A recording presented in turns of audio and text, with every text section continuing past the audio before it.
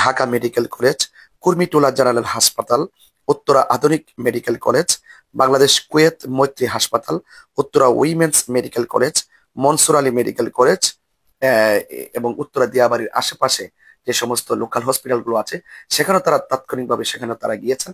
এবং আসসালামু আলাইকুম ওয়া রাহমাতুল্লাহি ওয়া বারাকাতুহু। সুপ্রিয় দেশবাসী, অত্যন্ত ভারাক্রান্ত হৃদয় নিয়ে আপনাদের সামনে উপস্থিত হয়েছি। আপনারা ইতিমধ্যে দেখেছেন উত্তরা দিয়াবাড়ি মাইলস্টোন স্কুল কলেজে হঠাৎ করে নিয়ন্ত্রণ হারিয়ে একটি বিমান বিধ্বস্ত হয়। সেখানে অনেক হতাহতের ঘটনা ঘটে, অনেক লোকের প্রাণহানি ঘটে এবং এই মুহূর্তে অসংখ্য মানুষ, বিশেষ করে মাইলস্টোন স্কুল কলেজের কর্মচারী এবং ছাত্র ছাত্রী, কোমলমতি ছাত্রছাত্রী শিক্ষার্থী যারা রয়েছেন তাদের অনেকেই উক্ত বিধ্বস্তে হতাহত হয়ে এই মুহূর্তে হসপিটালে অবস্থান করছে। তাদের শরীর ঝলসে গিয়েছে, আত্মচিৎকারে হসপিটালগুলো ভারী হয়ে আছে।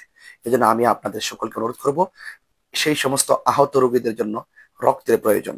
তারা এই মুহূর্তে বিভিন্ন হসপিটালে অবস্থান করছে, বিশেষ করে Dhaka medical college, Kurmitola general হাসপাতাল, উত্তরা আধুনিক মেডিকেল কলেজ, বাংলাদেশ কুয়েত মৈত্রী হাসপাতাল, Uttara women's medical college, Mansur Ali medical college এবং উত্তরা দিয়াবাড়ির আশেপাশে যে সমস্ত লোকাল হসপিটালগুলো আছে সেখানেও তারা তাৎক্ষণিকভাবে সেখানে তারা গিয়েছেন। এবং আপনাদের সকলকে অনুরোধ করব, উত্তরা দিয়াবাড়ির আশেপাশে যারা আছেন আপনারা দ্রুত ঢাকায় যে যেখানে আছেন, যেভাবে আছেন, আত্মীয় স্বজন যারা আছেন, আপনারা সবাই সেই হতাহত ব্যক্তিদের রক্ত দেওয়ার জন্য আপনার হসপিটালে দ্রুত চলে আসুন।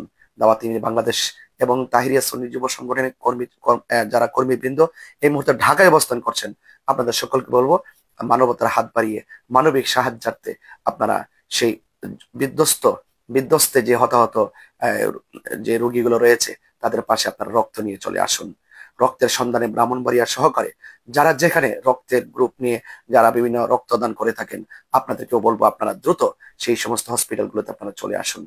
যারা এই বিধ্বস্তে যারা প্রাণহানি হয়েছে তাদেরকে যেন আল্লাহ পাক জান্নাতবাসী করে, এবং যারা মৃত্যুর সাথে পাঞ্জা লড়ছে আল্লাহ পাক যেন তাদেরকে পূর্ণ সুস্থতার সাথে নেক হায়াত দান করে। পাশাপাশি যারা প্রতিবেশী এবং আত্মীয় স্বজন যারা রয়েছেন তাদের সকলকে যেন আল্লাহ পাক ধৈর্য ধারণ করে তৌফিক দান করে। আল্লাহ পাক এই সমস্ত আকস্মিক বিপদ আপদ থেকে আমাদের দেশবাসীকে হেফাজত করুন। আসসালামু আলাইকুম ওয়া রাহমাতুল্লাহি ওয়া বারাকাতুহু।